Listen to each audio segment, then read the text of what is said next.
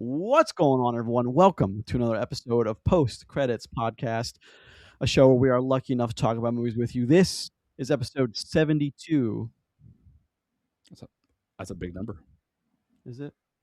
Thank you very much. You would think we'd be better at it by now. True. Recorded on Sunday, March 8th, 2026. To get posted to podcast services everywhere on Friday, March 10th, to the usual spots: Apple Podcasts, Google Podcasts, Spotify, Amazon Music, Podbean, and then YouTube. If you're listening to us on an audio-only version, feel free to come on over to YouTube. Check us out there as well. You can see full episodes or just segments. Everything is time-coded out. You can click on anything you want. We try to snip out some funny stuff. Roger's the master snipper over there. We've had some engagement on our YouTube the last couple episodes. Thank you for that. Yep. Very much so. Appreciate it. I try to make sure everything gets answered and liked and thumbs up and all those sort of things for everybody. So I appreciate that. Thank you for that. Yep. Shout out again to who did I meet in the sheets? What was that? David and Mackenzie. Yeah. I hope that's right.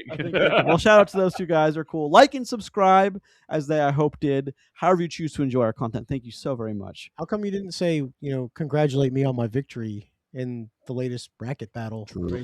I am one of your hosts, Grayson That's Maxwell. No, I don't want to talk about it. Honestly, I'm really it's upset rude. about it because, well, now we're going to talk about it. I would like to note that not a single person person has argued that has listened to the show has told me that we made an incorrect choice. It's true. Not one. That doesn't mean that it wasn't incorrect. It wasn't an incorrect choice, though. I did see an interesting comment. It is a validation. Our engagement isn't always super high. I'm just saying. So Yeah, I did see. Our listeners could never be wrong. Yeah, I did see an interesting comment that specifically called out an earlier thing that you said was like a perfect movie, and then what was it? I can't remember, but it didn't make Terminator? it didn't make it on to go against Terminator. And then like the question was, would you have picked Terminator or you said was perfect? That What did I say was perfect? I can't remember. I don't remember, Well, but it's in the comments. Yeah. Okay, I mean, we'll go over it. Honestly, if the listeners are interested, they should just go check it out and they can see the comment and comment themselves. So Okay. Also, watch the episode and see why Grayson was annoyed. listen, I wouldn't even look at Chris for like 30 seconds. He went to bat for what he believed in. I respect that. First of all, at every single metric on every website, Terminator is higher than fucking Doom 2.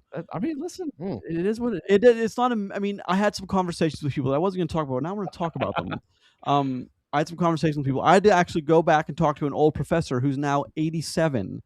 And so he's senile. We broke down. Oh my lord!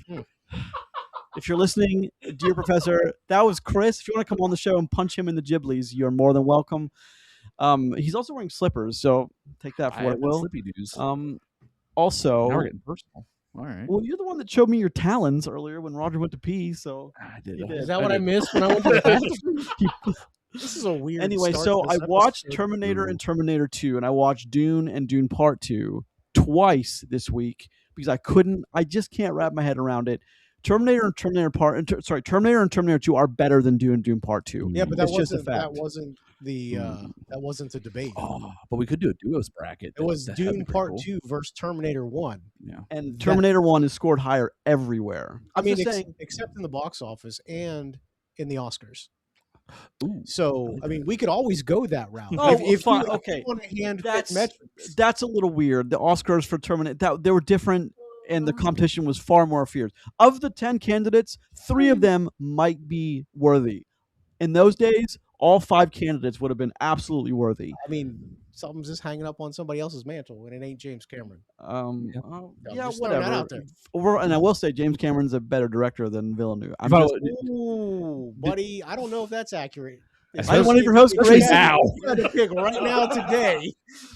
All right, I'm one of your hosts, Grayson Maxwell. Joining me as I do every week are my co-hosts Roger Stillion and Christopher Bond. Wait till Gentlemen, you have how to are pick we? between Blade Runner or Dune. Yeah, And then- true. Blade Runner 2049 is better than both Dunes combined. It's not even a contest. I have to think about it honestly. Both Blade Runners are better than both Dunes. That's not even a I competition. don't know about both. Yeah, well, I don't know about both. first, there's an asterisk there I think because Blade then Runner someone will have to. 2049 is a perfect sci-fi Well, they're going to movie. have to ask. You'd have to ask which cut of Blade Runner because the No, theatrical cut of Blade Runner wasn't this. It was. It's only the theatrical cut because that's what I disagree because that's all everybody gets to see. Because then you're going to be like, well, if you watch the Zack Snyder cut of Justice League, it's a better movie. Say if And we I don't care about say that. if we were comparing like best trilogies, like well, no. I mean this seriously. Like, would you want to enter the extended full versions of the Lord of the Rings or the original theatrical releases of them? I would say the extended, however the director intended us to watch them. That's what I would put in. Okay, interesting. Okay, I got you. I mean, the Snyder thing, that's a different. I will give you credit, Roger. That's a different thing because not only is the Snyder cut's like 4 hours longer, so it's and there was a lot of political stuff going on there, and it's just an easy You argument. said it's 4 hours longer. the regular movie isn't it like 92 No, minutes? it's like 2 hours. Yeah. The Snyder cut's like 5 hours. It's like 4.5. Four and a half. Okay, It's so 4.5. It's 2 hours. legitimately Yeah. doubling Well, it. but I mean, aren't the Lord of the Rings extended cuts like they had? 15 minutes longer. They're not that- Yeah, Is it 15? maybe 20. They're not more than 20. maybe like an hour each. I don't think I think they're about 20 minutes If you longer. started right now to watch all three back to back, It's like to 12 back, hours, isn't it? Yeah, it'll be like 7 a.m. tomorrow. You would finish them. Well, I've done that, but also okay, it's fine. But I also heard that there's more extended. That he has like another cut planned. Oh, I hope so. So- I'm down for that. Don't get me wrong. I mean, I have no problem with this. I agree. I was just looking for Especially because you have the perfect delivery system of streaming services. Like no one's got to buy; you just watch them. So anyway, Yeah, we got I a little gotcha. sidetracked there. Who's but- we? Yeah, Someone got angry. Fair enough. people, us people here. Oh gosh. I know. Okay. What do you We the mean, you people? We yeah. We the people, as the I mean, just declaration of says. note, finally, that I did win the bracket again. True. Yep. Congratulations, you did win. I Thank think you. you're 3. I think you're 3 out of 4 now, right? Yes. Yeah. I do have one. I do have a win. There's no accounting for taste, folks. There's just not. There's just not. Anyway, moving on. Once again, this is episode 72 of Post Credits Podcast, Used to be. where we talk about movies with you. Guys, what's happening? There it is. I'm I so don't riled up. I don't Oh, have man. I don't have much going on beyond what we've already what we have done this week for the show. Like Chris, you're wearing glasses. I have glasses now. I'd like to get past this both, physically and show wise. professionally. Yeah, Professionally, professionally. acumenically. Professionally is in air Professionally. quotes. Yeah, as in I'm going to try to talk Grayson into fronting the money for my Golden Ticket Plus or whatever that membership is. So that's about as Is professional that a as real it thing gets. that's coming? $15 for the year, dog. Isn't that the thing on the thing now? Mhm. Isn't that $15 for the whole year? I think it's $15 a month. No, but no. You can pay for a whole year if you want to. No, I did it. Hold on, let's just find out. Just bring it up. Okay. Either way, Good. There's no way it's $15. Let's a month. let's do things on our. I was going to ask you. Okay. Have you watched any more Cyberpunk? I have not got to this. Okay, yet. okay. I've been busy. No, But I understand that. I 100%. will be returning to that Cool. relatively. Let me know. soon. Let me know. I paid So- for this, so I'm gonna be angry if it's $15 a month because that's a lot of money. I For did value you're not getting. in my life. I did win a national title in my college football game against one of my close Congratulations. friends. Thank you. Okay. I immediately left the number one team in the country to go to what is currently the worst team in the game to rebalance myself. All right. I have now already in 4 games matched their win total from last year of 3. So we are we're back at Sam Houston State. I guess it's just Sam Houston now. Yeah. The Bearcats from mighty Huntsville, Texas are out there, doing things. Nice. Very cool. And I'm sad in my heart. That's it. I actually have no idea. We can find that out for next week, but I'm pretty sure it's $15 for the year. Yeah. Cool. Anyway, so moving on. Speaking of next week, then, for anybody who has not been around for at least last year, Mhm. so next week is the Oscars. Yeah. That will be starting about the time we wrap up our normal show, Mm-hmm. maybe bleed over a little bit. So we'll have our normal show next week, and I think we discussed what we're talking about. And then we will have a wrap up of the Oscars that'll come out as Mhm. soon as we can get it up and out. Yeah.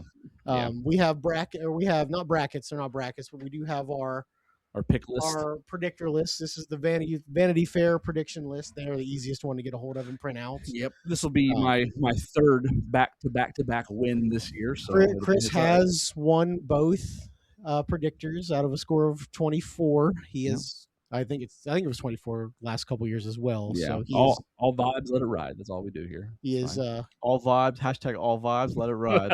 We were actually discussing that beforehand whether we were going to do it live on the show today. We are not because we couldn't Couldn't figure out a good couldn't format figure out a for good it. format Yeah. for it. But we will have them up and done, and We'll see who wins. We do have a good time. We don't live stream it or anything, No.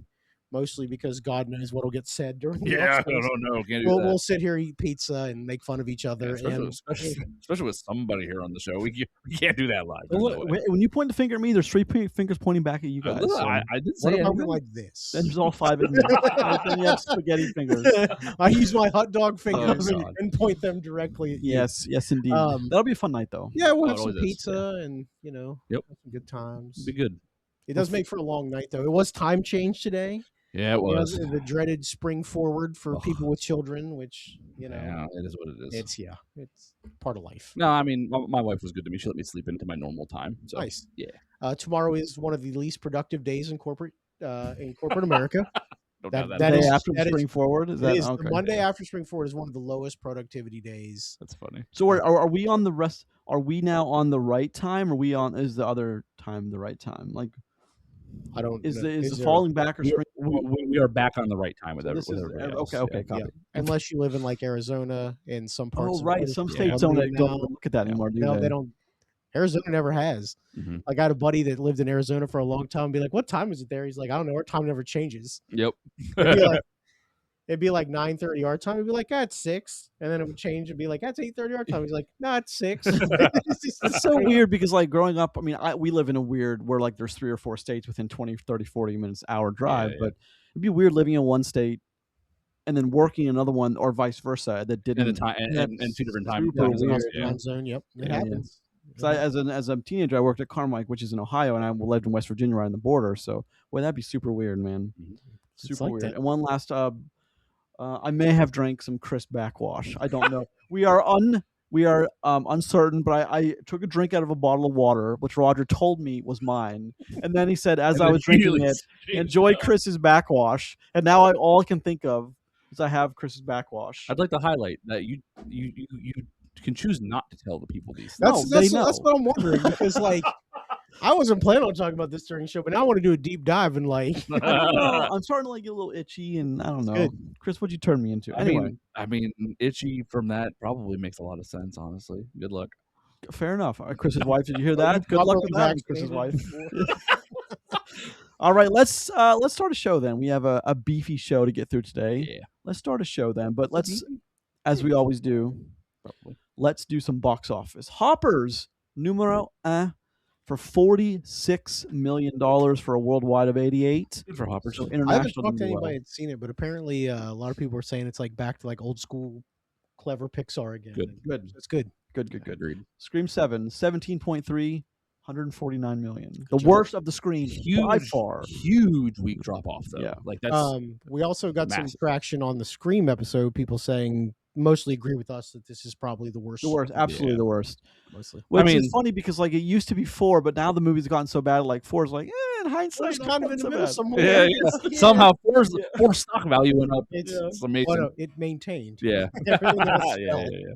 All right, The Bride number 3 is sad to say 7.3 million for a worldwide of 13.5. Yeah, there's about 7 million less, but it's all good. There is tracking for like a $90+ million loss for The Bride. The Bride. Yeah, I can So imagine. just but that's also not really a movie that I would have thought would do like gangbusters opening weekend. It's just who's excited for that besides like film fanatics? I mean, I That's fair. was, and then I saw it. So, Well- spoiler for how I'm going to talk about it later. well, hold on. I mean, that's a little unfair. It takes some interesting risks. No, it's fair. I'm not sure it pays off, but Goat number 4, 6.6 million for a worldwide 146. Good for Sony. My Wuthering Heights. My 8-year-old loves that movie. She asked me multiple times when it's going to be when we watch it at home. So Wait, what movie? Goat. Oh, okay. Yeah. I'm glad you like it. I mean, Good. that's, you know, Yeah. Wuthering Heights 3.8 million. You guys know the worldwide on this? I do because you told me earlier, Boo. so I won't spoil it. 213, Chris. Boo. 213. Boo. Wuthering Heights for Jacob Elordi, who started on Kissing Booth. I just can't get over that. Number 6 All through 3 10. kissing Yes, booths. well, he did well, I'm sure. 6, In the Crime booth 101. or- 7, Send Help. 8, I Can Only Imagine. 2, 9, Epic, Elvis Presley in concert. And 10, somehow it's back. Demon Slayer. yeah, brother. It had a re-release. Did that come back? Yeah. Nice. So it's up to $734 million. Good for them. Almost. It's almost. No, it is. It's past it, didn't it? 750 would be past. So it's almost there. good for them. Good for them. Let's check out Zootopia 2. It's at 1.86. Man, oh man. Well, it won't hit that too. It wanted to. It really No, wanted that too. It's officially it's on Disney Plus now, though, isn't it? Okay, Yep. so Yeah, which is why it's done. It's done. All right. Well, I mean, let's move on then. Yeah. So let's look at Solo Mio. Solo Mio. So Solo Mio 25 million. is now available on some streaming Yeah. service. I saw. Solo Mio was Solo Grace. Mio. Was Hold on a Grace's second. silver No. bullet. No. He said Kevin James was back, and like this I was did going to not. be I it. said Kevin James is a big pull. Obviously, I was wrong. I mean, look, I think they made it because obviously someone still thinks he's a big pull. So, I mean, obviously, but Obviously, they were wrong. yeah, well, it is what it is, man. I don't know what to tell you. It is what it is. It is what Kevin it is. James. You want to come on the show, Kevin James? You are Nope, welcome. You are not invited on this show. Why is not Kevin James? Why are we discounting anyone's presence from our show, guys? Stop it. No, I do as I please. I do as I please. Roger Stillian. All right, let's move on. Let's talk about a trailer, and this is for Scary Movie 6. Okay. I just want to talk about it because of what we say on this show. Now, there's been a little bit of scuttlebutt with this trailer. It's fairly divisive with people, as you know, politics have made this country. But we on this show, at least I know Roger and I do, Chris, and I'm pretty sure you do too. We rest on our laurels that comedy should be protected, and comedy is comedy, regardless of how it may be received by an individual. Comedy is meant to be funny, ha ha ha. In this instance, I would agree with that. So what do you guys think about? We've seen the trailer. There is talk about someone being stabbed, and it's they, them, and she makes a joke about. So what do we think about that? It's topical and it's current and it's funny. That's exactly what's what's like. going on. Who cares? Yeah. That's the thing too. So we all saw the trailer, and like there are a couple things in this trailer that would probably annoy some people. I don't really care either Yeah. way. Here's the thing: they're taking shots at everybody. That's right. That's Sure, all sure, that matters. And I laughed afterwards. Yeah. So like Yeah. There's some jokes on there that apply to me. I chuckled. There's some jokes in there that I agree with. I chuckled. You know what I mean? Whatever. Well, but Scary Movie's always been very topical, and Yes. Yeah. and they've always been kind of like even like Family Guy and South Park in that way. Like they touch on the stuff at the time.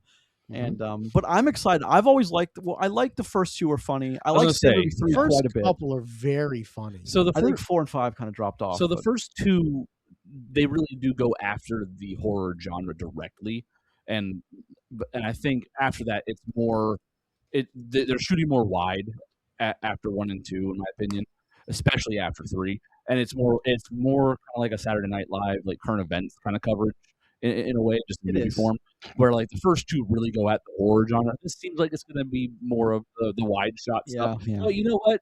As long as it's funny, it doesn't really matter. Like, just make it funny. That's all I care about. Yeah, They don't seem to be afraid to go after certain topics and already. we see all of returning cast, which I think like a lot of those people like have died in some of those movies, like in a funny way, but they're back. And I mean, that makes complete we sense. see the for guy this with the universe. tiny hand from the second movie, which is in the mashed potatoes. Yeah, that's funny. The only thing that I would say about Scary Movie is a couple of them are very funny. I think the further they got down Scary Movie, like you said, as they expanded outside of the just the horror movies and stuff, things got a little bit weird. But they were also a victim of their own success because like they were pumping them out like one every year and a half, and then you got a bunch of spin-offs. You got like you got like the epic movie, not another teen movie, romantic movie. And here's the thing: most of those not another teen movies. No, that was funny. That was way earlier. That was before the snow. It wasn't before. No, that was one. That was one of the first. It was one of the first. In that 2 or 3 year span where they were okay. But that one was pretty funny, and where most of the ones after like Scary Movie 2, Scary Movie 3. The quality really drops down. Yeah. It was just we're gonna try to bang out a joke, and it just didn't hit. Yeah. So for what it's worth, not another teen movie is quite funny. It is. And like one joke that like I thought was super funny at the time and I laugh at every time is when they do that organized dance in the prom, and then one guy's leaning against the wall who's like, "Huh, who'd have known? Everyone who goes to school is a professional dancer." Yeah. Well, that was pretty funny. It really is about being clever. Timely. Yeah, I agree, 100%. So I'm excited for this. I know it's like a weird movie to be excited for, but if it's well done and it's funny, I'm here for it. I think this is one of those movies that they're like. So, I know we've talked about before, and other people talk about like, you know, what 30-year sequel would you like to see? This is one that people are currently like. This is on a list, and people are excited about this. It would never been on a list of something I would have considered bringing back, but you know, seeing the trailer. Yeah, it's like I mean, yep. Yeah, I mean, And sure. it's been long enough. There's plenty of new material for them to shoot at. I mean, because like we see her hit the guy with the bedpan and tell him to stop smiling. Yep. That's obviously Smile. So it's like Yeah, yeah. like they have so Well, we much. saw Sinners, Smile. I'm sure. Long Legs is on there. Yeah, Long Legs Yeah. definitely was. Scream obviously has always been kind of a main focus. Yeah, they've always used Scream as the Yeah. vessel to tell the story, which I'm cool with. Yeah, I mean, it would be better if Scream 7 hadn't been so catastrophically bad. I hope but- they make fun of it. I hope they squeeze it in there somehow. Oh, yeah. Honestly, yeah. Interesting. I hope Yeah. they make fun So of it. yeah, I'm excited. I'm excited to see Cindy return and all the cast. Yeah, I'm super excited. Because wait, which one was?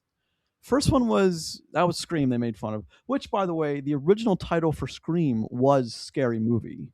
I don't know if you That's guys know funny. that. And I that's did not- why I they did did not know that. Yeah, that's Dimension. The second one was what? That was House on Haunted Hill. Mhm. Third one was Signs and. Third one was Signs and was it what? Which one was War of the Worlds? That had to be 4, right? Maybe. Yeah. Or maybe 3 or 4. I don't know which, but some of those are pretty funny. I don't even remember if that one wasn't 4. I don't remember 4 and 5. I may not have seen 5 because I just wasn't in a It place. was to probably watch a thing though where I'm just like, who cares about this now? Yeah. Yeah. It was during their washed period. Because then like we got movies like Meet the Spartans that are just Yeah. it's so Yeah. Some of that stuff's funny because it's so like cringe worthy, but some of that stuff is funny. And like Kevin Sorbo's Spartan is funny. But yeah, it's just some of those movies are such a waste of time, unfortunately. But it is what it is. I mean, people got paid. Good for them. Yeah, of course. So we're excited for that. I think I'm glad that we are all excited for that. Yeah. And Chris, you are bringing to us our movie recommendation for the week. What do you got for us? This week, I'm going to recommend because it's adjacent to our movie in some way, and I'll let people figure that out. But I'm gonna go with Joker, and that is the more recent version of not Folle La Doo. Parley Adieu.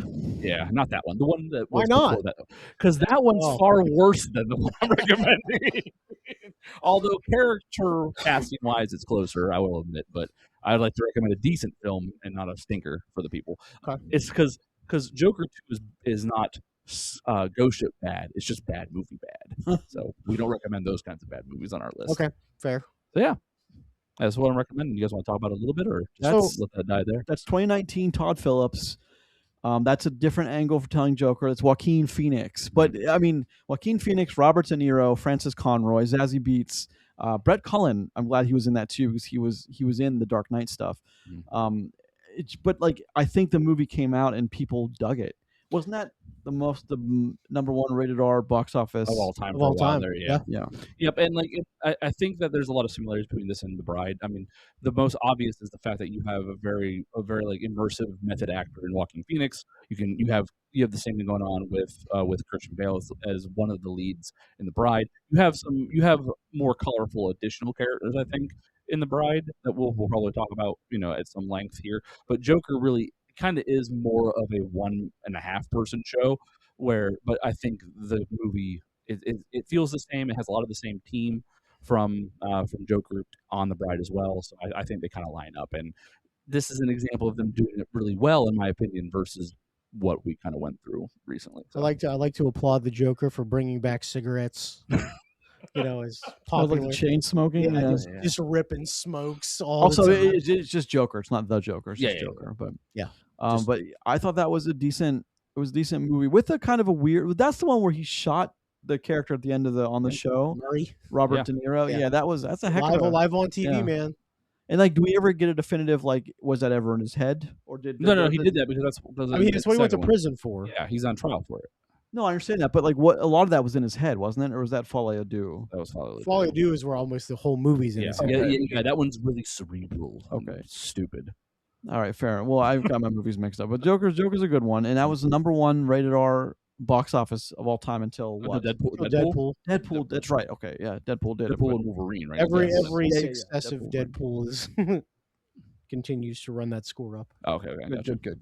So good recommendation, Joker. That's Yeah. available on Disney Plus, Hulu, and HBO Max right now. If you have any of those, Just pop it it's on with the available. kids for Disney Plus. Yeah, Have yeah. a- Gather them What around. was it last week? 3:00 on a Tuesday. That's right. Just Turn pop that that bad boy bad on. boy on. Yeah, Just, be all right. all right, Pop it. kids. Kids get home Bad from boy. school, Yeah. fire on the TV, go start dinner. Start doing laundry, and the kids are watching Joker in the living room. Mom, can I have a cigarette? Yes, yes, you can. All right. Enough of the silliness. Let's get into the expanded discussion. We're just cruising right along. Oh boy. We're on pace. Let's. Where we need to be. So of course, the movie of the week is The Bride. Yeah. And we're going to talk about the Frankenstein story and its many iterations. I mean, look, Van Helsing becomes somewhat a relevant topic of this episode. Always comes back to Van Helsing. Always comes back Van Helsing. As all things should. All film discussion must. I'm gonna make that my thing. I'm gonna start tying something back to Van Helsing every episode from now on, just to prove so that let's point. talk about it. We've also just Fast and Furious puns, like yeah, do that. So we've also just had the very successful Frankenstein on Netflix, up for several Oscars. Oh yeah, better movie. So there's a lot of invigorated. Spoiler, I guess, for later in this episode. Well, so let's talk about the original. The Mary Shelley novel is what started it all, and it's who's kind a of character in The Bride, which is interesting. right, and it's sort of. It was kind of a commentary on what was happening at the time. Very much kind of a very famous, not one of the more famous novels for sure. Yeah, but what's the original Frankenstein? That had to be because Frankenstein. Boris Karloff. Yeah, Boris Karloff. Yeah. That had to be in the Frankenstein. Hold on, that I knew this 20 minutes ago. I don't know it now. it's okay. I watched The Bride of Frankenstein and Frankenstein this week again, and Frankenstein itself is like 49 minutes. The Bride of Frankenstein is like an hour and 15 minutes. They're both very good. Have you guys seen either one of those? I don't think I have. The old school ones? old- No. So Frankenstein, 1931. That's Boris Karloff. Why I think it's because James Whale, an openly gay man in Hollywood, did both of those films to massive critical acclaim. They're some of the best horror movies. I mean, again, time contingent. Yeah. I don't see the same effect today, but they certainly have their place in film history. And they are very well done. They're a lot like plays in a way, a lot like these people still enunciate and they speak very clearly, and they're not like it was that weird kind of transition period from like plays to silence to talkies, and we were still in that period where like the sets were so decadent and the camera barely moved, and yeah, it's just a different thing. But and The Bride of Frankenstein 1935 wasn't the first sequel, but it is a very successful sequel. Also by Boris Karloff and James Whale. But what Bride of Frankenstein did, what I think is interesting, and I always forget this, is it made him sympathetic. Because in the first film, Frankenstein in 1931, they really make him, because he was Frankenstein's monster. Yep. He was the monster and he killed people. But at the beginning of the first one, someone is recounting the events of the first Frankenstein for the audience benefit, of course. And so not only did the original Henry wake up, so he wasn't strangled, but also Frankenstein. And I know we hate this in some of when they do what do you call it when you go back and change things? Retconning. Retconning. It's like, so he didn't die in the mill. He went down into the crypt and then was in the water. So Frankenstein survived too. And so they made him sympathetic by not killing Henry, by not killing the main character he was supposed to have strangled. And then in the end of this film, Frankenstein's almost the hero in the end of Bride of Frankenstein 35.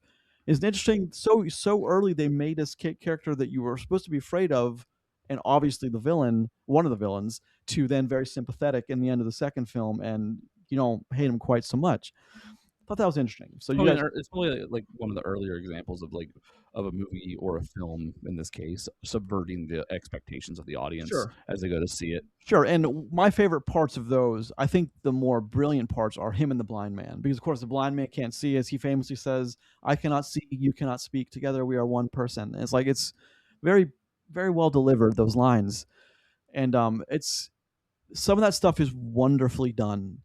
And Frankenstein finds friends. What I find interesting, and I don't watch Bride of Frankenstein as often as Frankenstein, but is in the end of Bride of Frankenstein is when he says we should all be dead, but he tells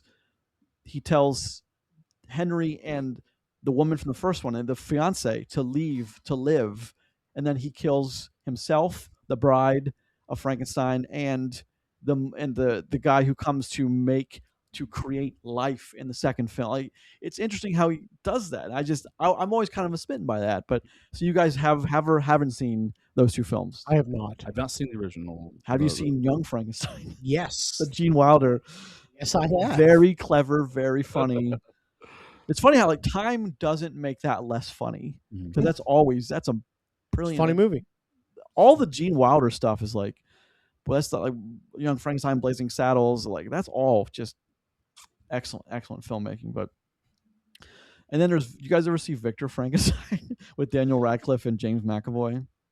No, I don't think I have. 2015. You should check that out. Okay. And I Frankenstein with Aaron Eckhart. That's what a weird take that is. Yeah, but there's several more. But and Van Helsing. And Van Helsing. Well, wasn't there one with the guy who plays Magneto and he Frankenstein in like some actiony movie as well? Or am I misremembering the character he played in that? I'm pretty sure he's Frankenstein in that too. Which Magneto? The Magneto. The young No, there's two Magnetos. That's Professor. That's Professor X, sir. Oh, okay. Sorry. There's Ian McKellen and Fassbender, right? Michael Fassbender. Yeah. I believe he plays as like a very like high cinematic, like very glossy version of like a Frankenstein like hero or something like that. And that one is not good, but it is flashy and it's kind of fun. I like it more than I like the most recent watch we had. So these are in no particular order, but I just wanted to go list some of the more popular. So Young Frankenstein, Bride of Frankenstein. By the way, Bride of Frankenstein's got a 95 on Metacritic. That's massive. The Curse of Frankenstein from 1957. Frankenstein from 1994. That's one I've not seen. Robert De Niro, Kenneth Branagh, Helena Bonham Carter, directed by Kenneth Branagh. That might be worth checking out. Hell of a cast, though. Yeah. And the original Frankenstein from 31, 91 on Metacritic. So wow. Those are very, very highly regarded. You know, you could argue that Terminator Salvation is a Frankenstein movie. You could indeed. There's Frankenstein, the true story from 1973, and then the true story. I'm glad the expose. And then I thought this one I thought was funny. This is the title: Frankenstein Created Woman, from 1967. A foreign. Peter Cushing, Susan Denberg. Okay, and Thurley Walters. That makes sense. That sounds like a porno. After being reanimated, Baron Frankenstein transfers the soul of an executed young man to the body of his lover, prompting her to kill the men who wronged them. That sounds kind of like Bride, I mean, like more along the Bride than anything else. Yeah. Then there's the Netflix Frankenstein, Son of Frankenstein. There's all kinds of movies called Frankenstein. Frankenstein. I thought it was interesting to look at some of the filmography. Frankenstein lives down the street. Yeah. And isn't there one the Wolfman of Frankenstein, or is that Wolfman and someone else for Abbott and Costello? I don't know. The Wolfman meets Frankenstein or something. One of those. Yeah. So so you're talking about movies and stuff. There's also a lot of Frankenstein. Frankenstein's such a big character. He's paid a lot of homage in the video game space too. Sure. I mean, there's a riff on him in very popular League of Legends. Dr. Mundo is just Frankenstein, but the comical version of it. And there are in like one of the other games I'm playing, like there's an entire region of an RPG that every character and every boss you fight is based off of the like the Frankenstein like universe and lore and such like that. So it's such a widely known character, and cool. for a lot of reasons. So that's really cool, actually. Ryder, what's my? Is this something? Because my computer's going to die completely. Oh, okay. Well, sorry, I just keep going. Well, no, I have 10% left. So yeah, we'll get it. Okay. Just saying. Okay, so sorry about that little interlude. I just saw my battery was not charging, and I didn't want the computer to die because then we'd have to start over. That would be weird. That'd be weird indeed.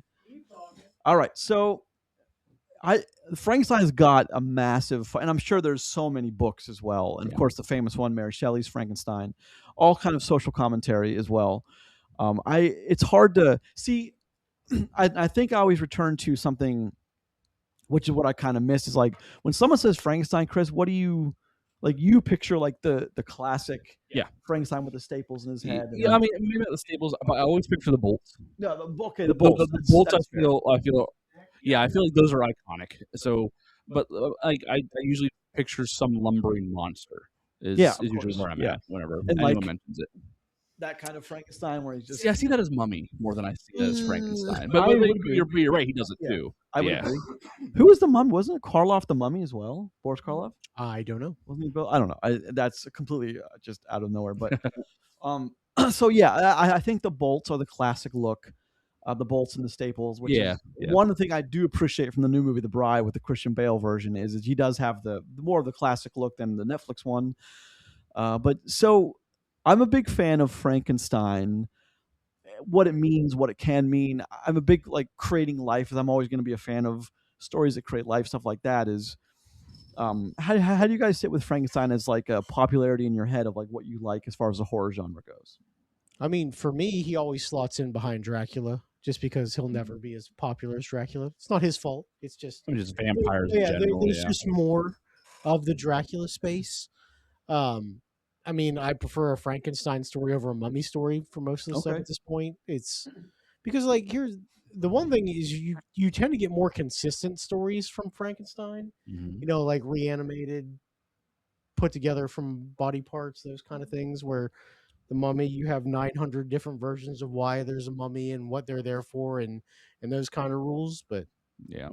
I mean, I don't really take it too seriously. Though I do think it's ironic that we've got multiple Frankenstein related things in the last, Yeah, like what, 2 last half a years? year. Yeah, something like that. Yeah, So I don't know. Like it's weird how Hollywood does that sometimes. for me, like, I've always preferred like necromancy and like True. reanimation necromancy over like the whole vampirism and things like along Okay, those lines. that's an For interesting like comment. Okay, within horror fantasy elements and such, there's just something to me more terrifying and more like maybe it's the whole machine aspect of it all, of like a horde of undead or an army of like reanimation versus the more kind of like subterfuge version of like vampirism and that kind of part of horror element gives you, because like usually you have like very stalky and like very like predator and prey kind of deal with those kinds.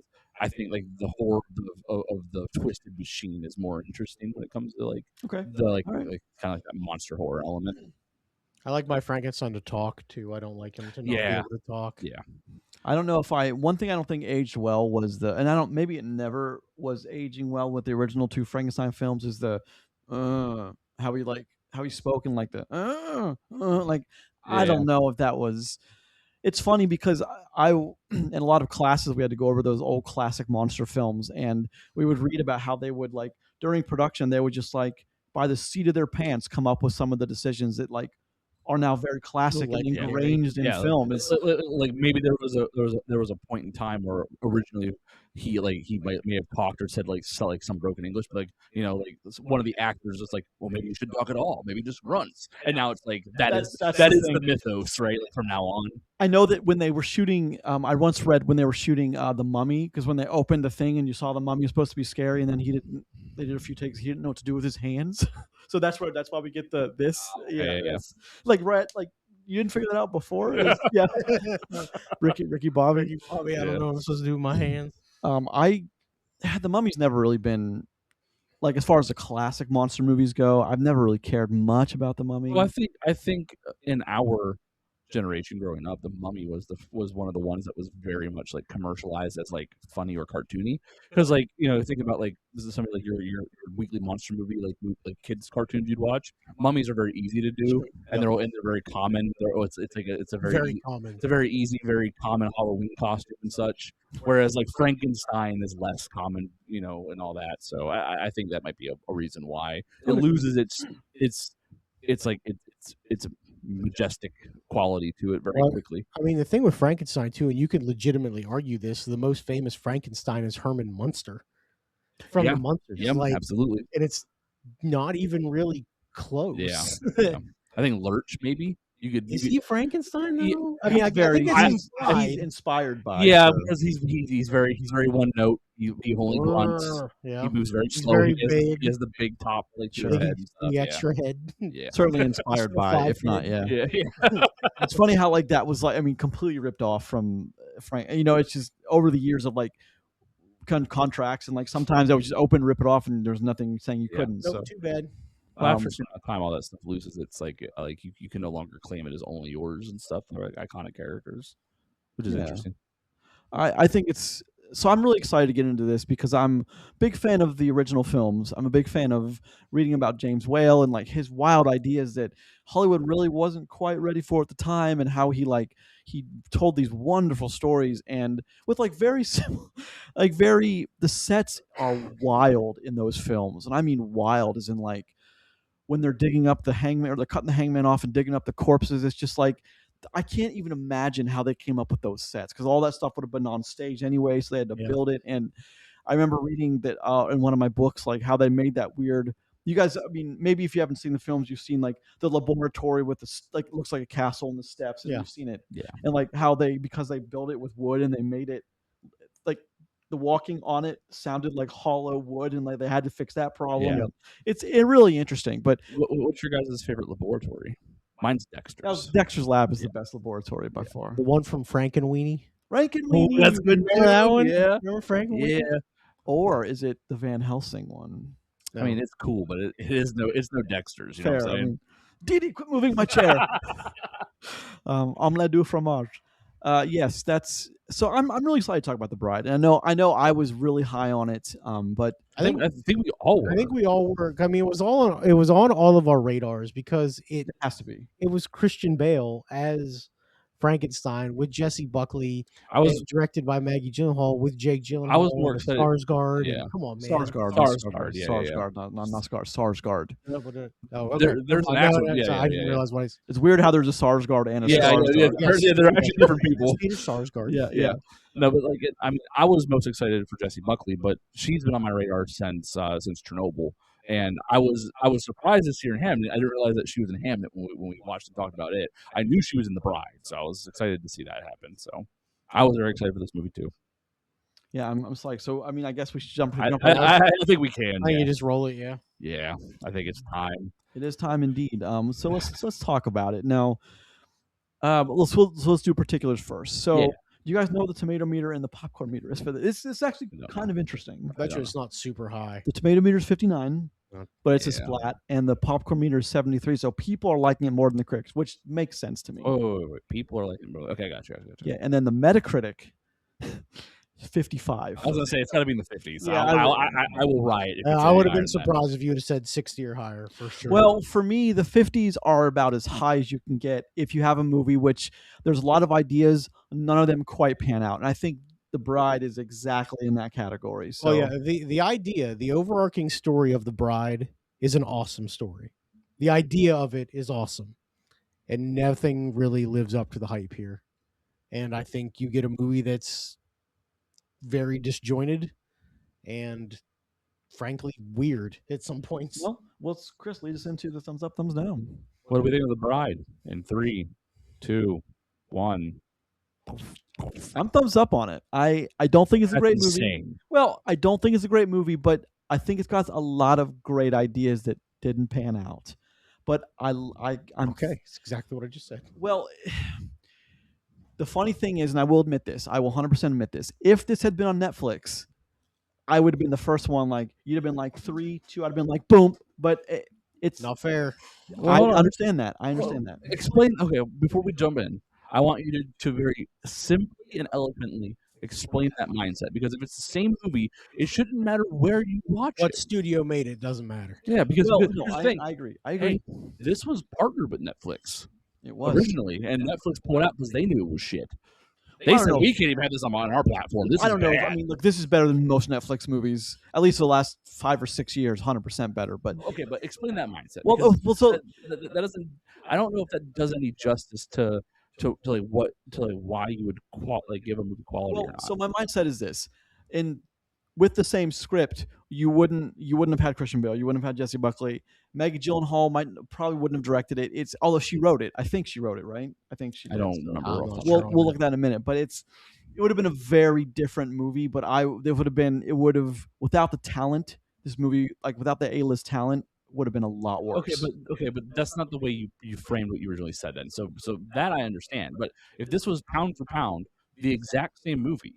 Well, that's not what I mean. I didn't. Okay. No, but the same script, different that's actors. What it sounded like. Sorry, no. I need to be clear about that. But yeah.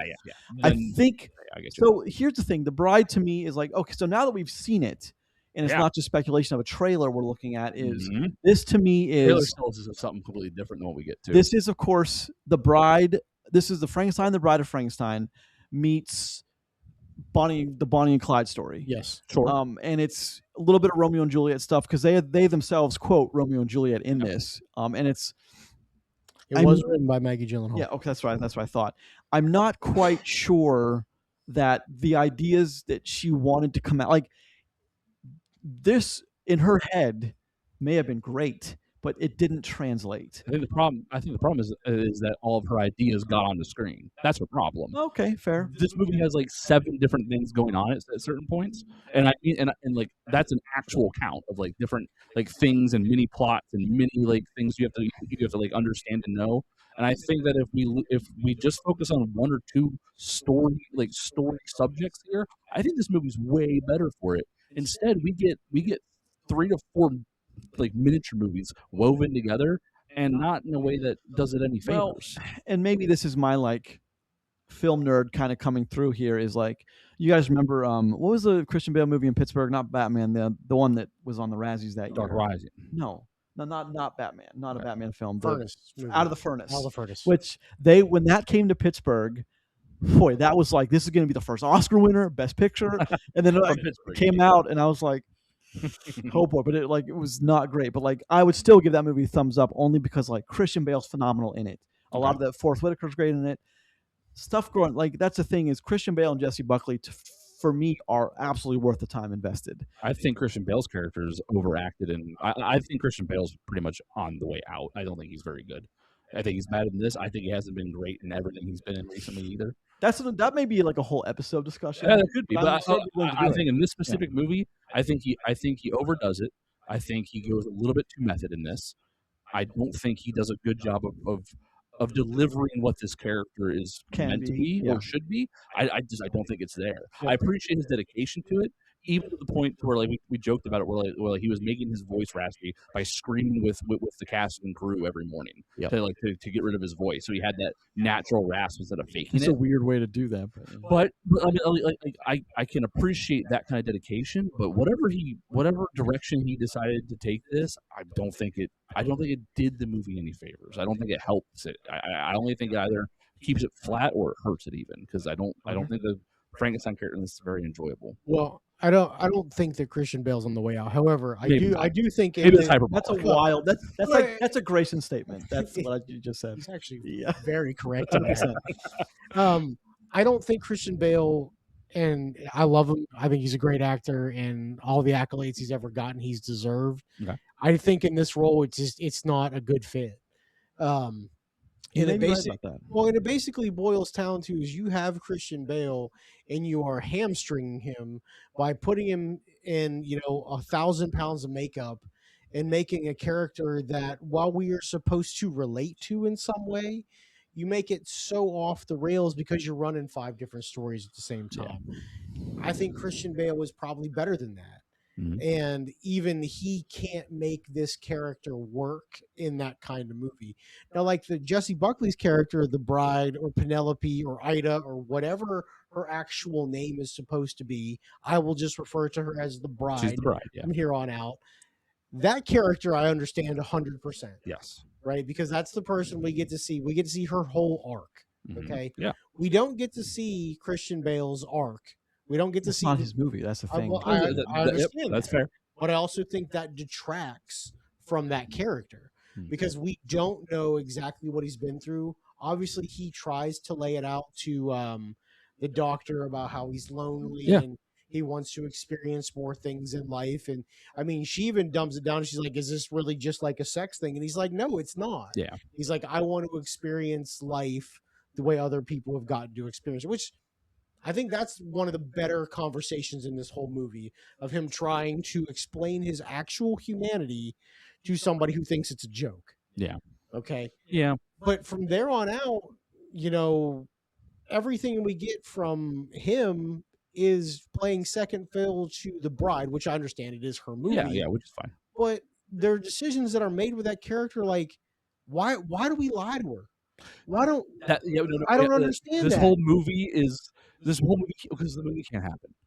in the way they've written it, Okay, right? Because okay, because, yeah, because I can't. I Okay, think that's one of the biggest mars on this film and its direction is the fact that like they have to lie to her because it does two things. A, it makes this weird plot that like you're waiting for the other shoe to drop the whole time, and it's not even like it's not a surprise. It's not jarring. It isn't climactic when she finally does figure out, or like he admits that like it's not her name, or like he didn't know her. You're waiting the whole time for it. It doesn't feel good when it happens, and like the other thing is it's so predictably boring. It's like you know the entire time she's going to find out. You know it. No. There's not a moment in this movie where you think that is she never going to know that they weren't together first? Like Does there's that no, but like does that matter a whole lot to you? well, I don't think it matters to the story. I think it matters because they made it a lie. You know what They I ma- mean? Like if they would have, listen, I'm not going to do the thing where I rewrite the movie, but Yeah, yeah. I don't think there's any reason that they have to spin this web Mhm. of there was an accident and that's why you don't know your memory, and oh yeah, we were in love, and we've been engaged. It was super romantic. We had the hottest sex ever, and I mean, like, these are actual conversations they Yeah. have in this movie and that don't make any sense. and that's why it matters, Grayson, because it takes the focus. It absorbs the focus for time in this movie, for time, energy, discussion, dialogue, and like I would have rather have seen more of one other thing than have that part be turned into this big deal. Well, no, I didn't say does it matter. I meant does it matter that we know she's going to find out. I don't It- think that matters a whole lot. Well, it does matter because now the audience has this thing in their head, You are waiting for the shoe to and drop. you're waiting for that shoe to drop, and it doesn't matter when it drops. Well, it's like you said earlier. It's very anticlimactic when it finally, Yeah, when everything finally spills out. She's just kind of like, oh yeah, okay. yeah, and then she just rolls with what she wants to She's- anyway. It just does. I mean, I mean, that's her vibe though. She is doing whatever she wants for Wh- this, which movie. is fine. She's really that's fine. That's the part again. Like, that's the character I understand Yeah. more in this. Yeah. The better story from this movie, I honestly think, is the cops. The dynamic with the two detectives, Mhm. like, I think that is a better part of the story. And like, if we would have had more from their perspective of them chasing them down, I think we get a better movie out of I that. think there's a couple things here, right? I agree with you. I think if we have the Bonnie and Clyde story and the detectives, and that's the rails, I think it's great. I think we have the detectives and the crime boss stuff. I think and we have rails. I think that's great. I think we have the crime stuff and the Bonnie and Clyde stuff. I think that's great. Like, or even just the Frankenstein's bride and the mob stuff, the detective stuff. That's fine. I think the fact we have these 6 different stories and they're all within this wide grab. I think that's why like we lose something, and maybe we have the detectives because they couldn't get enough runtime with just the bride and Frankenstein. Okay, but like I don't know. I think because they shot so wide at all these different story beats, I think each one of them is lesser because of it. Because they couldn't just settle into something and tell a cool story or an exciting or a thrilling story all the way through. Can I ask you guys a question? And I'm going to talk about a very specific part of the movie, and I'll circle back to why it Okay. matters. Why do we have a scene where somebody gets killed on a train? What is the point of that to this movie? Because she kills him. You mean when she's like and throws him off the rail? Yeah, okay. Yeah. He hits Okay. the neck or whatever. Why do they even stop that train? Do we ever get an idea of They're- why? They're looking for it was common for train jumpers back then. Is that what they're doing? Yeah, Okay, yeah. because I never understood. I'm like, why are we? Yeah. What are we doing? They're Because like, checking- they're in the middle of Indiana, Yeah. in Nowheresville, Indiana. I think it's and important these to note. cops are blindly searching this train. Well, I think it's important to know this takes the 30s. The 30s, That's why I narrowed it down. Yeah, the 30s. So I mean, it makes sense with what's going on in the film, but I think that's important. Chris, you're right. Because I mean, I understand that like Yeah. she ends up killing somebody who she's not sure that she kills him, Yep. but I mean, she definitely kills him. Yeah. Like a very He freak knows. accident. Yeah. He knows he's dead. Yeah. But yeah, it's just like those are small little tidbits. Like the whole Ronnie, or is it Ronnie or Donnie? Jake Gyllenhaal's character? I think Donnie. I think It's Ronnie Reed. Oh, okay, Ronnie. Yeah. Ronnie. Like, I understand he likes to go to the movies, which Yeah. is fine. I like going to the movies. Yeah. Sure. He's got a favorite actor. They just keep watching the same movie over and Yeah. over again. But like, we have this interaction where they end up randomly in this place in New York and he's there, and then he's just like, And Gyllenhaal's character is kind of like, "What, dude? I don't He's- want to make out with you." He's cool at first. Yeah, it's Yeah. just like that whole scenario Yeah. is just weird. Well, maybe because it was important that, again, this is what Never like. meet your heroes. Well, no, this is what I think. I mean, this is part of my reason of like, I'm glad the studio did have involvement, because like I don't think those characters would have interacted had the studio not said, no, we need Christian Bale to meet Jake Gyllenhaal somehow. We need that to happen, so we need to force it. Maybe if we have to force it, we have to force it. But like, that's part of, I think, why the studio intervention to me matters, is because like that was an intricate scene, and maybe because that was the same scene as the dance sequence, wasn't it? Yeah. Yeah, Well, so- it happens right after. Yeah, Sure, but like in tandem, yeah. that's also the first time that she shoots a cop. Mhm. And like another which she wrestles with.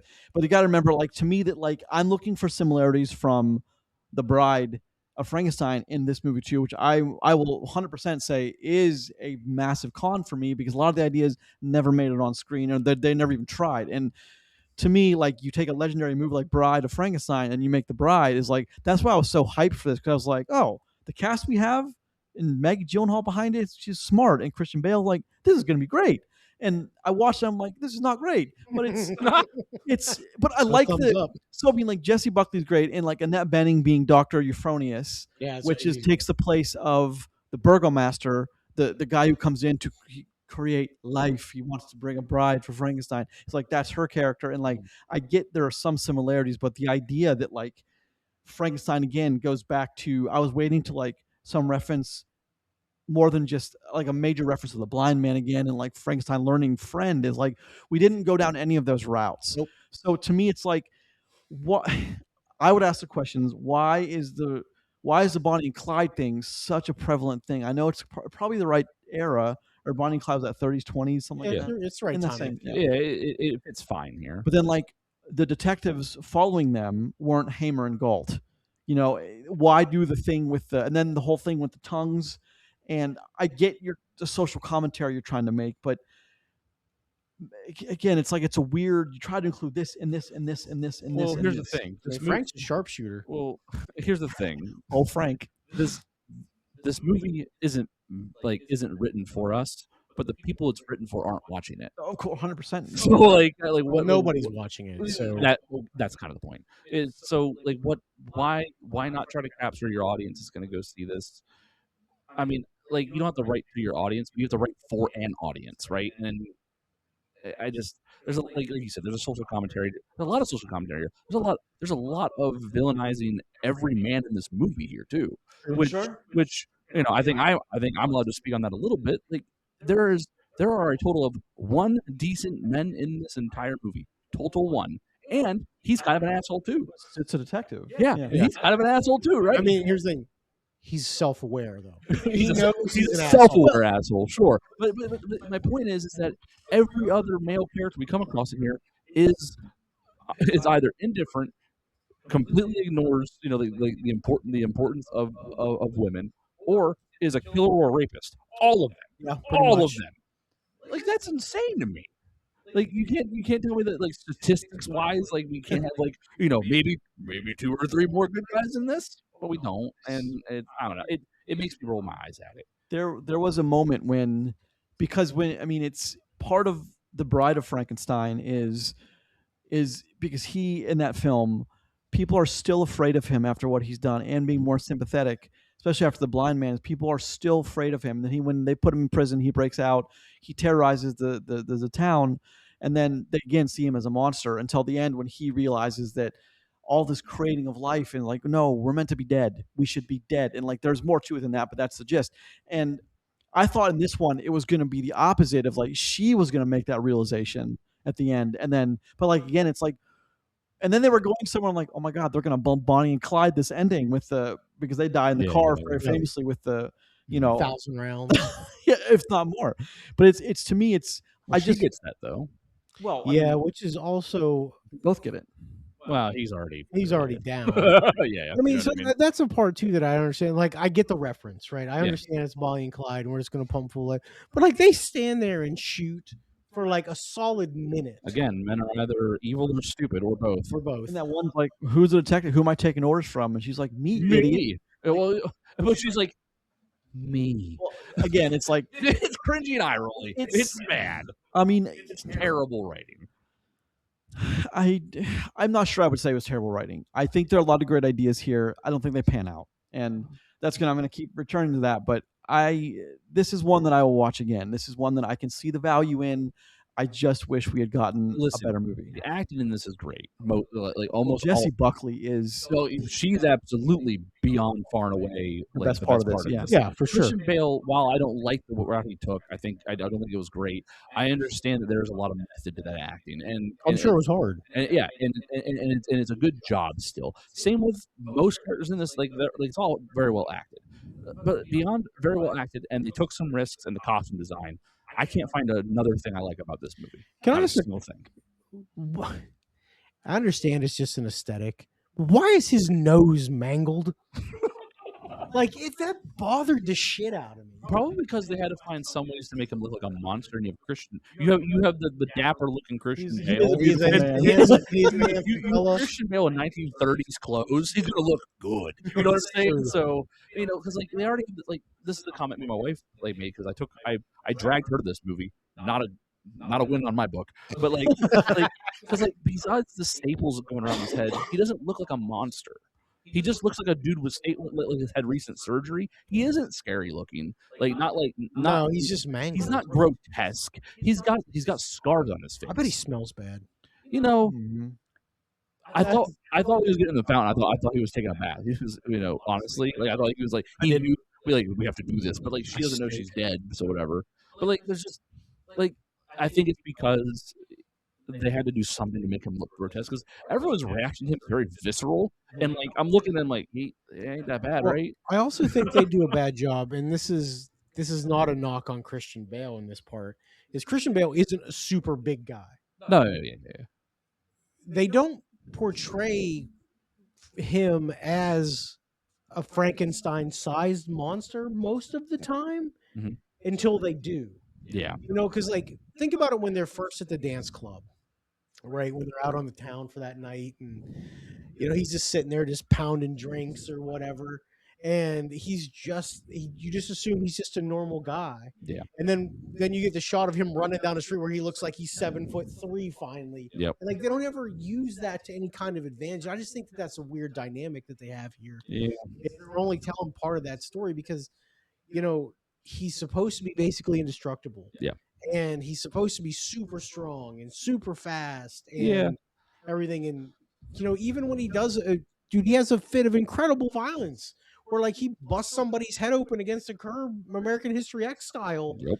And I forgot we got a curb stomp in this movie. Yeah. We do. Listen, it's been a while. Yeah. It's been a while. Yeah, it doesn't make it to the screen as much as it used to. But I mean, that's the only real time you get to see him be the monster. Yeah. And but it's not his movie. It's not. And I'm okay with that. Because again, Jessica Buckley does do a great job. Sure. She's the best part of this movie. Her snapping between the two personalities is flawless and so fucking well done. It's crazy. And I love that part. However, explain to me what exactly a part of her psyche are we talking to, and what its purpose is? So from what I understand, and I could be wrong, is she is being possessed by Mary Shelley. That is who's narrating the story. Who's narrating that I thought was interesting, and Buckley does both of those too, which I thought was that's an interesting choice, though. That is how I perceive it. Okay, I think because most of the story is set in semi-realism. Okay, yeah, until it's not. Yeah, and I think the dance number. Yeah. That's the part, though, that they really heavy into.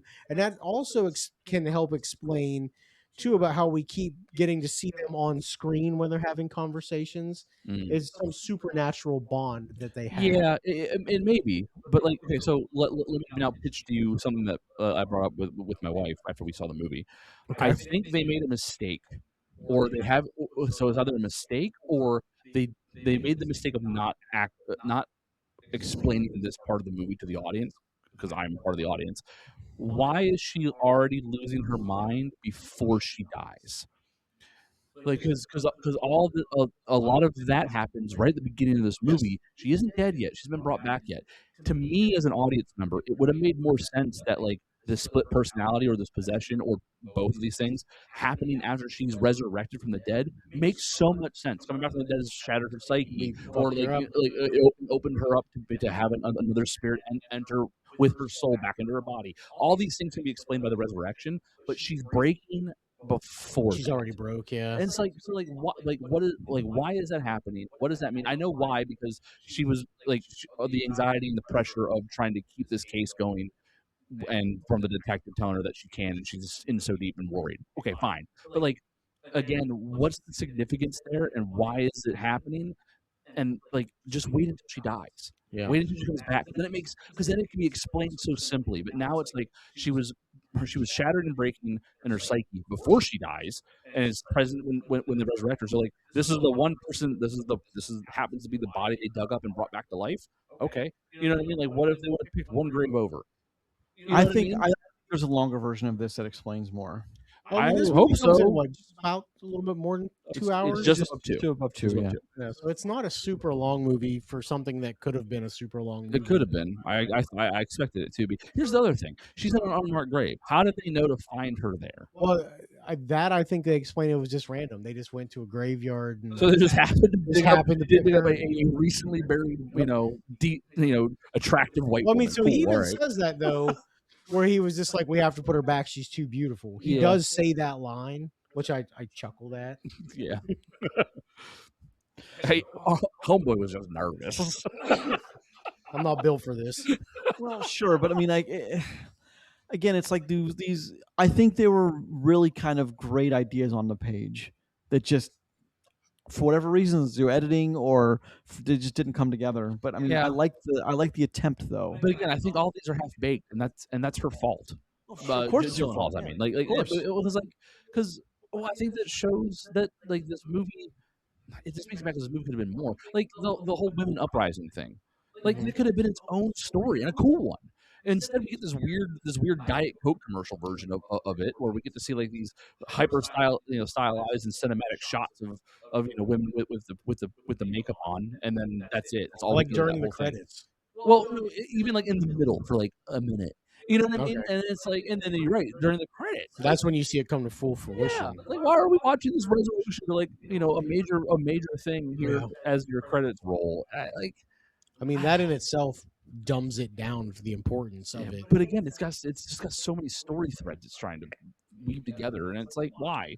Just pick 3 of these. Pick 4 of them. It could have been it could have been simplified if it was the Bride of Frankenstein meets Bonnie and Clyde because they feel they're ostracized by a somewhat modern world.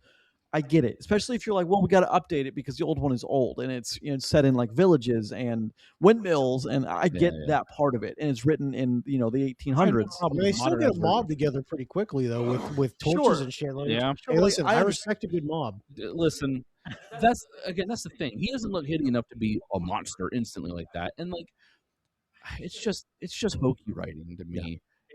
It doesn't come off as expert in any way. It comes off as amateur, and then like even the dialogue is cringy at times, like just over the top and hypersexualized, or it's just so bland at other times. The only good dialogue written is what Buckley has to do with herself. You know what I mean? She snaps back in between. That's the best dialogue in the movie, hands down. And after that, it's all kind of Well, it's hokey. She again is the strongest performer in this film. I know. And like I remember the part with the cop, like even that stuff was like fantastic when he walks through the door, and it's so maybe Gyllenhaal knew what she had in Buckley, and like she's like, well, I want to make it anyway because They had worked together before. sure, and so did Gyllenhaal and Sarsgaard. They've all been together a little bit before. Well, how can you say that when they've got Christian Bale, they have Gyllenhaal, but like they have all these people that are great.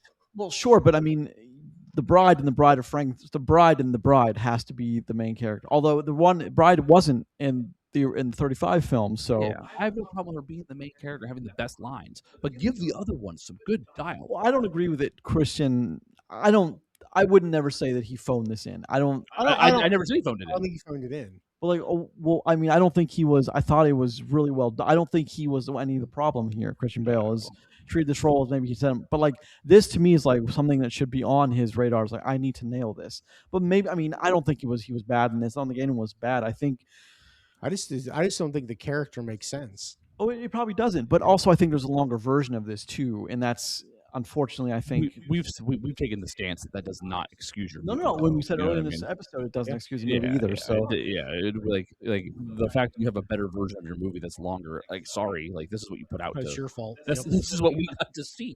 Like, you know, this is what we got to judge it on. And I don't know. It just the movie's not. The If movie's you not watch the Gyllenhaal cut of The Bride, you'll like yeah. Well, it's so. I mean, then what are we left with then? Let me ask you, especially the ending when you see the hands. What are we left with? I mean, What do you mean?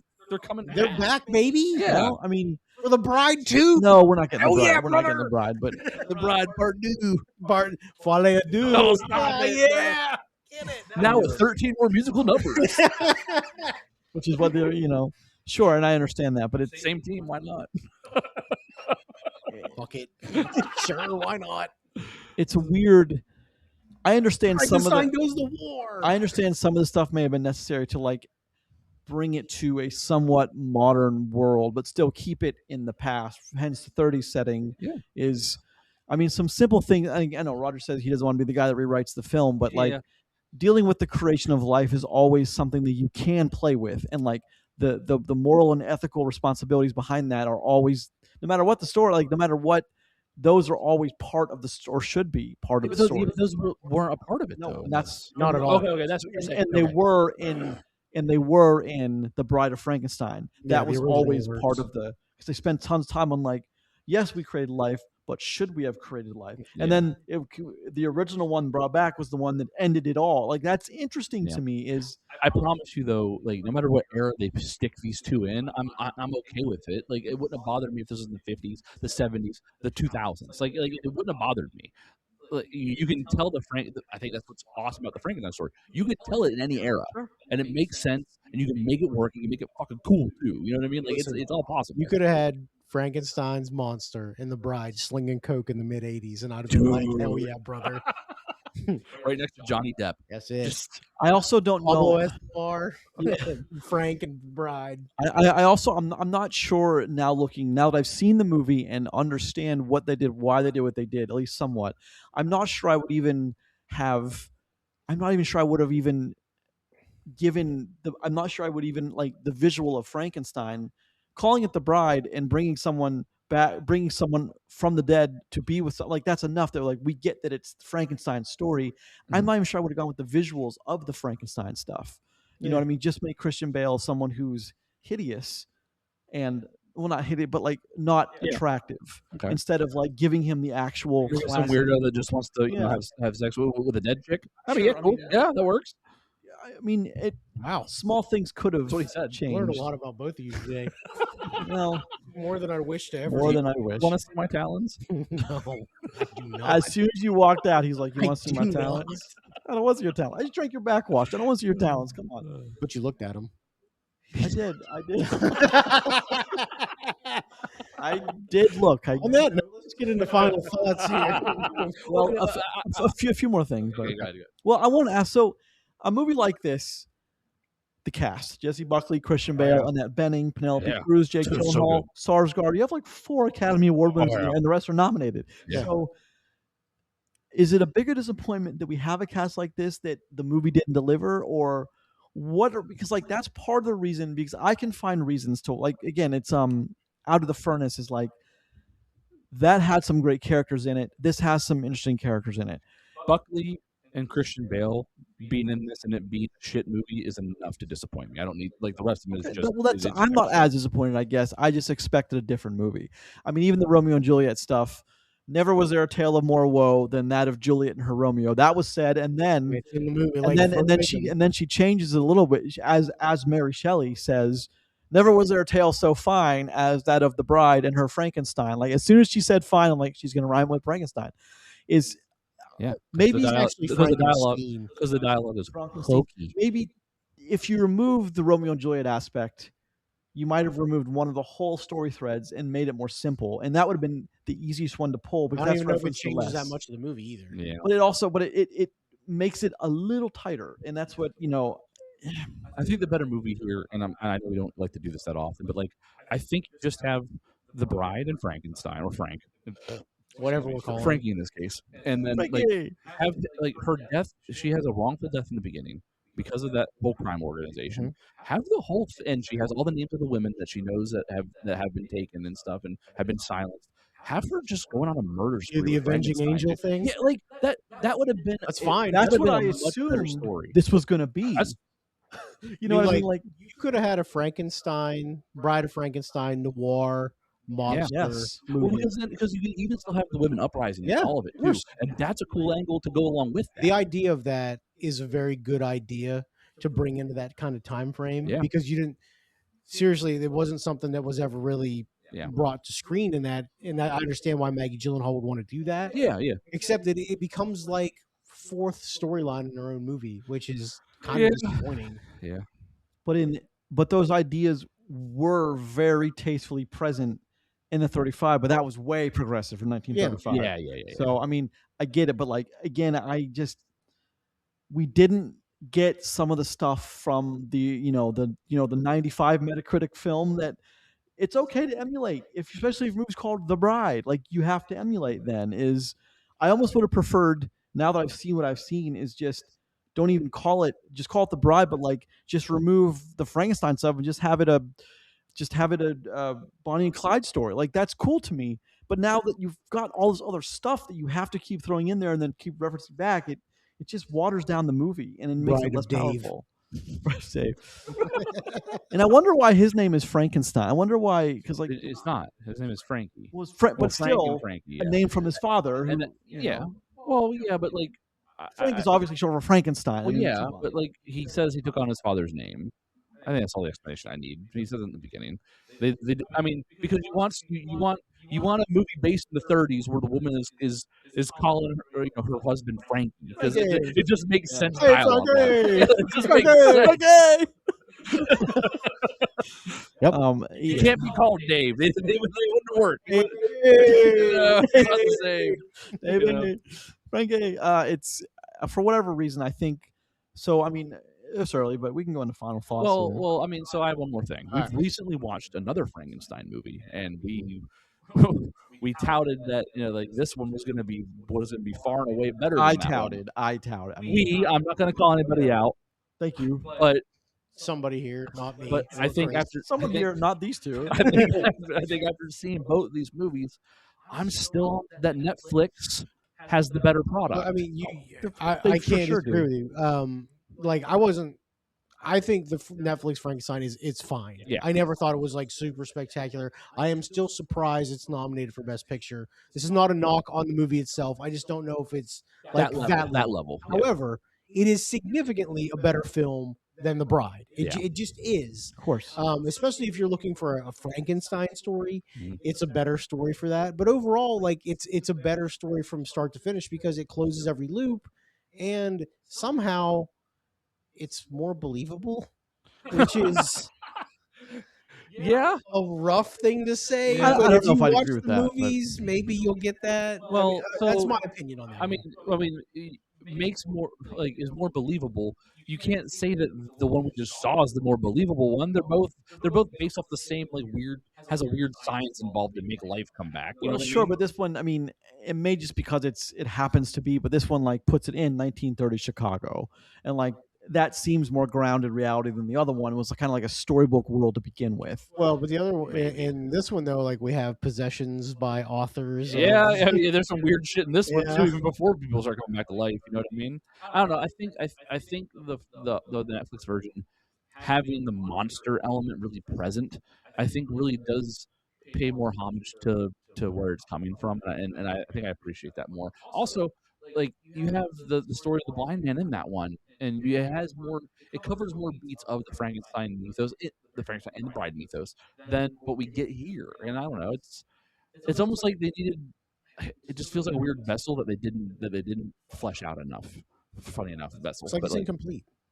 yeah. Well, the thing, I mean, if you go out abroad a little bit, I mean, Frankenstein's the monster is the monster. He realizes the monster. People don't accept him. He gets what he wants, which is to cure his loneliness, because the blind man isn't quite that for him. They bring a bride back who's also scared of him. So then he realizes that he needs to be dead and everyone should be dead. And he lets the original guy who created him go with his love, and then ends it all. It's like, I thought we were going to get that rough outline Something like here. that, yeah. It's like the Bale character was going to realize that this crazy woman that he brought back is going on a murder spree, and he had to stop her. And like that to Or me, he needed to let her go. I could see that too. Yeah. well, sure, but I mean, either one of those scenarios would have been more preferable than what we got, which was the Bonnie and Clyde aspect here. Yeah. It's just a weird.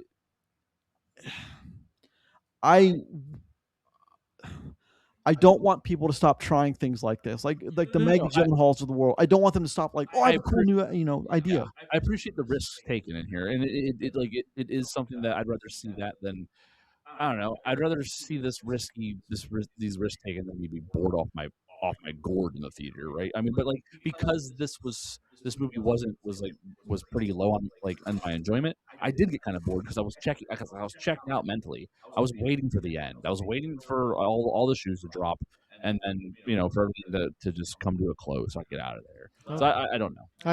I mean, I get that. I could see. Yeah. Well, final thoughts then, gentlemen. I know we've kind of already said them, but Okay, I mean, my final thoughts are: I appreciate the risks that they took. I think that we have some superb acting in this movie, but beyond those two things, I don't think this movie delivers on anything that it was promising. I don't think this movie sets up well. I don't think it follows through well.